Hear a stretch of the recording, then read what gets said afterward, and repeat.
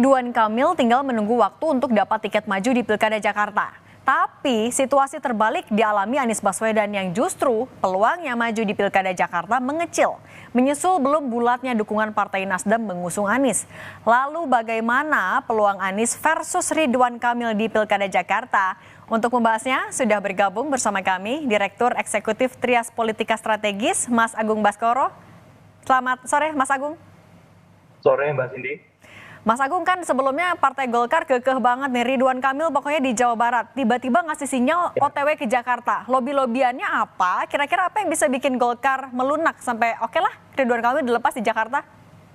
Oke, pertama memang selain soal last minute management yang menjadi ciri khas Jakarta, ada soal nalar politik nasional yang seringkali terbingkai rapi di daerah khusus Jakarta ini. Sehingga memang ketika Golkar tiba-tiba beralih ya menjadi partai yang paling semangat mengusung Ridwan Kamil di Jakarta, maka susah untuk tidak mengaitkan ada gula-gula politik atau kompensasi politik yang besar tingkat nasional yang itu sedang menanti untuk direalisasikan oleh Koalisi Indonesia Maju. Sehingga RK dengan Golkar menjadi pihak yang paling terdepan untuk memastikan bahwa perahu layar mereka bisa berlayar di ibu kota. Dalam konteks ibu kota ekonomi ya, karena sudah ada ibu kota yang baru IKN seperti itu. Jadi saya melihat nalar politik nasional itu yang memperangkai ketika memang akhirnya Ridwan Kamil OTW di Jakarta. Dan di luar itu semua memang tidak bisa dipungkiri bahwa ya RK memang punya elektabilitas yang mumpuni dibanding nama-nama yang beredar di Koalisi Indonesia Maju untuk bisa melawan Anies secara signifikan. Di luar nama RK, saya kira memang ada kesulitan yang cukup besar, ya, dan itu membuat akhirnya elit partai maupun para kingmaker di Koalisi Indonesia Maju berpikir keras dan akhirnya memutuskan ini sebagai skenario terbaik agar mereka tidak hanya sekedar menjadi penggembira atau pelengkap saja, sekedar ikut di Pilkada Jakarta. Karena Jakarta masih strategis, walaupun hanya ibu kota ekonomi, tapi magnitude politiknya itu sangat kuat, sangat bisa mempengaruhi konstelasi di Pilpres 2029. Mungkin sebagai pengantar begitu Mbak Sih. Tapi bisa dibacakah apakah Kim Plus ini udah solid semuanya fix dukung Ridwan Kamil di Jakarta? Sementara ini solid, tapi sampai KPU nanti membuka pendaftaran di tanggal 27 sampai 29 Agustus, semua masih dinamis. Ya, termasuk kemungkinan siapa yang akan dihadapi oleh MK. Apakah Anies atau figur baru di luar Anies seperti itu. Atau bahkan bisa jadi kota kosong. Kalau memang lobby-lobby politik yang dilakukan oleh Koalisi Indonesia Maju begitu intensif dan sangat masif ya, dengan beragam macam tawaran-tawaran yang saya kira susah untuk ditolak. Karena kita bicara satu periode kepemimpinan yang usianya 5 tahun minimal dan bisa sampai 10 tahun. Ya, karena ini sistem presidensial seperti itu. Oke, kira-kira siapa nanti yang bisa mendampingi? Jusuf Hamka kah mendampingi Ridwan Kamil di Jakarta? Kemungkinannya ada, tapi kecil, menimbang ya Jusuf Hamka sampai hari ini elektabilitasnya belum cukup mumpuni untuk bisa menandingi ya apakah itu Anies atau wakil yang dipilih oleh Anies. Ya, sehingga mungkin saja menguat ya nama-nama di luar Jusuf Hamka seperti Kaisang misalnya, atau nama-nama di luar itu seperti di tiap partai mengubah ada Gita Anjanipan misalkan, atau dari Golkar nama lain di luar Jusuf Hamka seperti ada Ahmad Zaki ya, kemudian ada juga Erwin Aksa gitu, ada juga dari Gerindra misalkan ada nama Mas Budi Satrio seperti itu. Jadi nama-nama ini memang nama-nama yang elektabilitasnya masih kecil sehingga cukup kompetitif untuk bersanding dengan Ridwan Kamil sebagai cagup.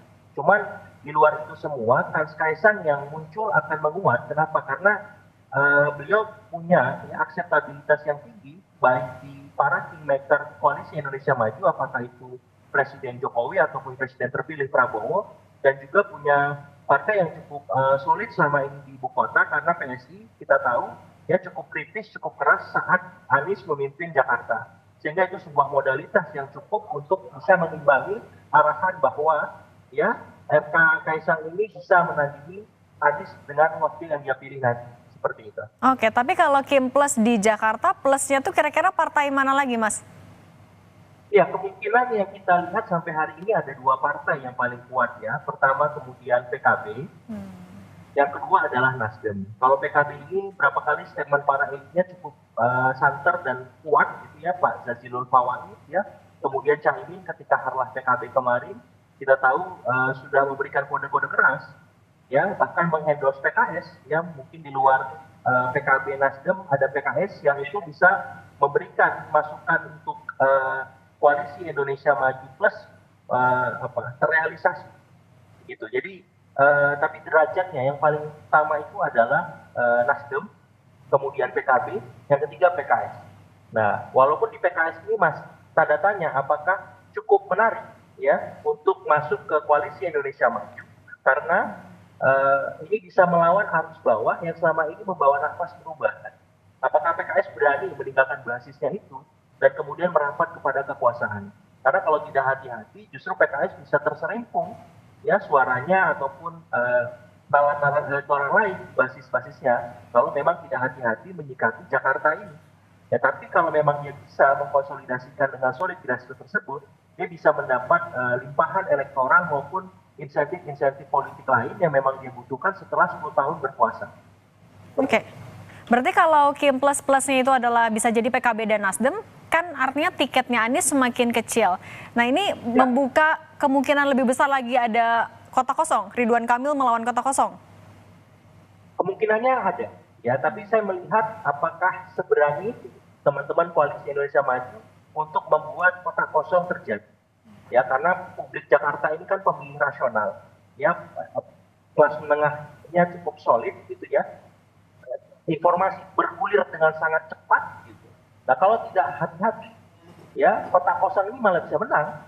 Kalau RK dan pasangannya tidak mampu menjawab atau merespon ya aspirasi kebutuhan mereka. Bukan soal hanya kesejahteraan masyarakat, tapi soal demokrasi yang ideal. Ya, karena mereka ingin calon-calon yang maju di Jakarta adalah orang-orang terbaik, orang-orang pilihan, tanpa ada skema jegal-menjegal seperti itu. Nah, kalau misalkan kota kosong memang terrealisasi, saya khawatir justru kampanye kota kosong yang lebih masif ketimbang kampanye untuk Ridwan Kamil misalkan.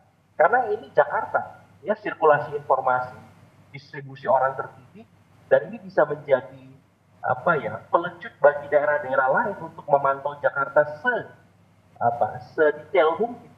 Dan ya, saya berharap memang tidak kota kosong. Ya, siapapun yang bisa maju ya kita dorong. Gitu. Ya, berarti yang bisa melawan Ridwan Kamil tinggal PKS dan PDIP yang sudah fix atau gimana, Mas?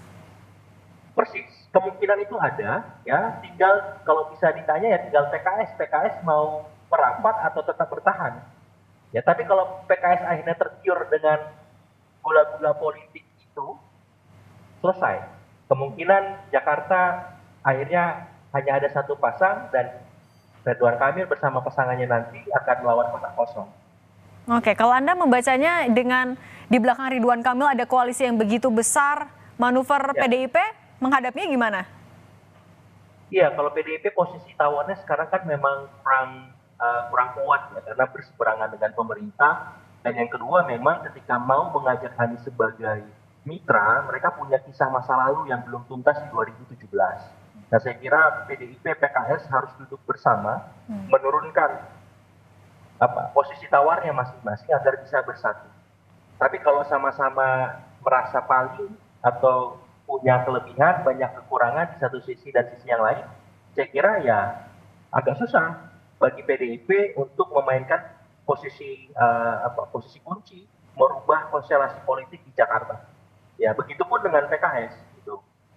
Suka atau tidak ketika PKS mampu ya mengolah ya situasi politik yang kurang berpihak ya untuk teman-teman di luar pemerintahan, ini bisa memberikan nafas elektoral yang panjang untuk mereka bisa mengarungi pilkada, bahkan setelah pilkada ya menuju 2029. Tapi kalau akhirnya mereka hari ini kemudian ya berpikir lebih realistis, sebagaimana ketika di Harlah ajaklah PKS, kata Presiden PKS Ahmad Saiku, ya ini akhirnya menjadi bertepuk sebelah tangan ke PDIP-nya, ya, dan Jakarta akan menyisakan satu pasang saja dan kita akan mendapati kota kosong yang menjadi lawan sepadan bagi RK, seperti itu. Oke, kalau Anies Baswedan masih ingin maju di Pilgub Jakarta, apa yang masih bisa diupayakan oleh Anies untuk meraih tiket-tiket itu? Ya, Pertama, menguatkan konsolidasi di internal koalisi perubahan. Anies kuncinya, segeralah menyuarakan apa kriteria cawagup idealnya. Ya, sehingga partai-partai di koalisi perubahan ini tidak bersama dalam tangan yang hampa. Gitu. Kriterianya apa? Kemudian langsung saja diseleksi nama-nama yang ideal tadi untuk dipilih. Ya, sehingga ini akan bergerak dengan dinamis, apalagi masa pendaftaran sudah kurang dari sebulan. Nah, bila perlu ada uji cawagup biar lebih menarik orkestrasinya. Dan yang ketiga, deklarasikan. Ya, dibuat koalisi perubahan semenarik mungkin, sebagaimana Kim plus dengan wacananya itu. Ya, buat aja koalisi perubahan plus bersama PDIP misalkan. Ada koalisi tandingan, head to head. Nah, saya kira itu sehat. Tapi kalau koalisi perubahannya diam, pasif, Aniesnya juga menunggu, ya nggak bisa gitu. Ya, bisa jadi Kim ini akan menguasai semua. Jadi bergegaslah, berbuatlah sesuatu, ya minimal untuk memastikan competitiveness itu memang terwujud, ya bahwa Pilkada Jakarta memang bisa menjadi gambaran ideal bagi pilkada-pilkada lainnya, bagi kandidat-kandidat lainnya untuk berkompetisi di pilkada nanti. Oke, kalau PKS yang sudah mengunci Anies dengan Sohibul Iman itu jadi tantangan juga kah atau bahan lobby-lobby juga yang membuat PKB sama Nasdem sampai saat ini masih belum fix nih mendukung siapa? Iya, itu kekurangannya. Saya kira sudahlah paket aman ini sudah jadi paket yang lain. Ya, sehingga partai-partai yang ingin merapat ke Anies itu bisa lebih fleksibel, Aniesnya lebih atraktif, lebih menarik. Ya, tapi kalau sudah dikunci dengan pasangan, Aniesnya nggak akan kemana-mana. Resiko dia tidak bisa terdaftar, ikut berkompetisi semakin besar.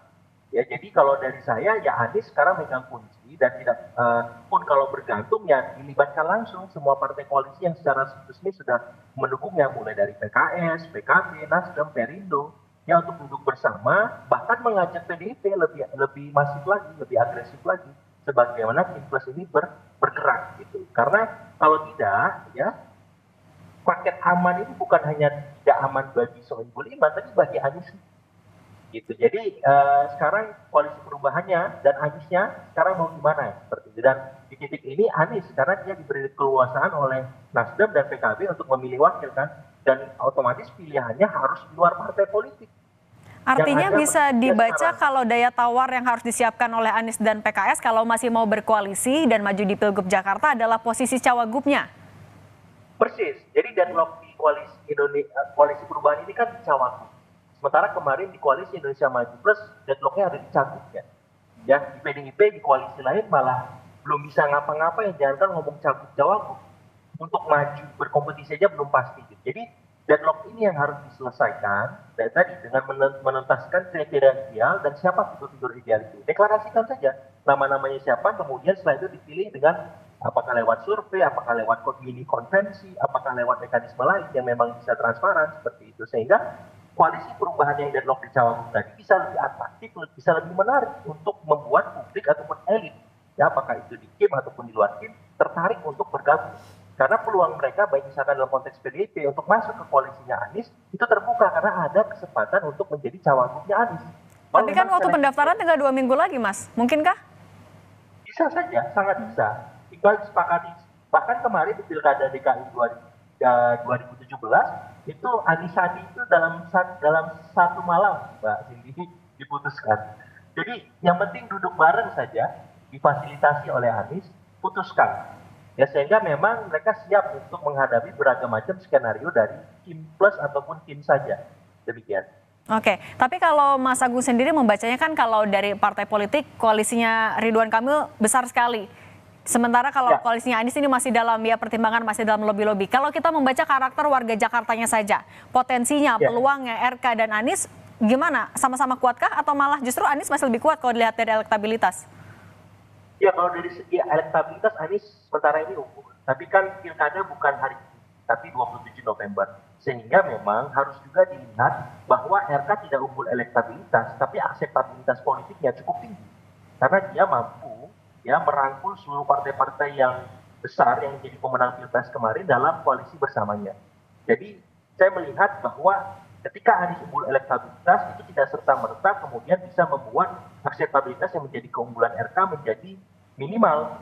Jadi ini sama-sama, dan Anies di titik ini harus bekerja lebih keras memastikan akseptabilitas di partai koalisi perubahan ini juga tinggi sebagaimana RK yang akseptabilitasnya tinggi. Tapi pekerjaan rumah RK bagaimana meningkatkan elektabilitas dia. Karena suka atau tidak basis RK memang tidak di Jakarta seperti itu. Dan dia harus bekerja keras bagaimana kemudian memastikan bahwa pemilih Jakarta yang selama ini menganggap RK itu berbeda dari basisnya itu bisa melebur bersama. Karena Kalau Ahok gimana, Mas? Kalau Ahok justru potensial ya, gitu. Karena kan nomor 2 di survei kredibel yang kita tahu, kita baca bersama, Ahok di nomor 2 dan selisihnya terpaut tipis sama Anies. Gitu. Jadi kalau misalkan Ahok bisa maju, Anies juga RK, ini akan sangat menarik lagi ya. Tapi kan problemnya PDIP tidak punya golden ticket untuk mengusung Ahok dan itu harus dikomunikasikan dengan koalisi yang ada, baik ke Kim ataupun ke koalisi perubahan. Apakah Kim mau menerima Ahok atau koalisi perubahan mau menerima Ahok? Nah itu kan pertanyaan mendasar ketika memang Ahok tadi punya cerita 2017 yang belum tuntas. Nah kemungkinan Ahok merapat ke paling besar itu ke koalisi perubahan ketimbang ke Kim. Cuman kan ada aturan yang mengganjal yang sekarang sedang diuji materi di MK.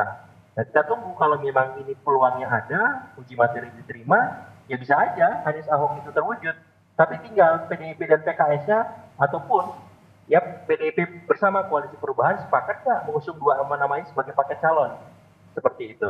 Oke, berarti kalau melihat peta politik sekarang dengan segala dinamikanya memang peluang paling besar big match-nya masih RK melawan Anies. Sementara ini Anies versus RK ini paling besar, tapi tidak menutup kemungkinan skema lain apakah itu 3 pasang ataupun kota kosong. Kota kosong itu masih ada. Oke, Mas Agung, terima kasih banyak sudah berbagi di Rumah Pilkada. Kita lihat nanti 27 Agustus siapa yang akhirnya mendaftar. Terima kasih, sehat selalu, Mas. Sama-sama, saya juga Mbak Cindy, pemirsa semua.